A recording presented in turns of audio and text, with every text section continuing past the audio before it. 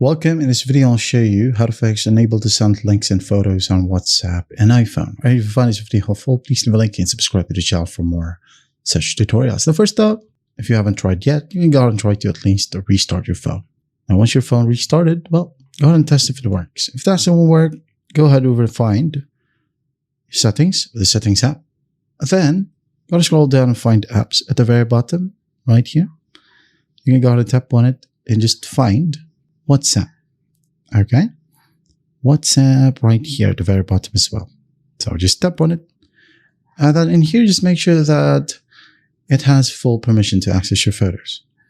Now to go ahead and do that, make sure that camera right here is enabled, live activities enabled, and background app refresh is enabled as well. And then after that, close this one, go ahead and go to your app store. Just like so, find WhatsApp and make sure that the app is updated as well. If it says update right here, we'll go ahead and tap on it and wait for the process to finish. Once done, open it up and go ahead and try to upload a photo.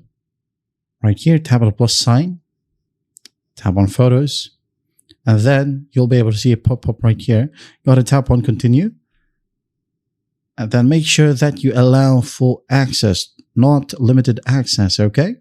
So tap on allow full access. And then after that, your photos will be available, or even videos, right? So you can just go ahead and select one, hit on send, wait for it to load, and once that's done, you should be good to go. And that is how you fix unable to send links and photos on WhatsApp and iPhone. I hope this video helps, and I'll see you in the next one.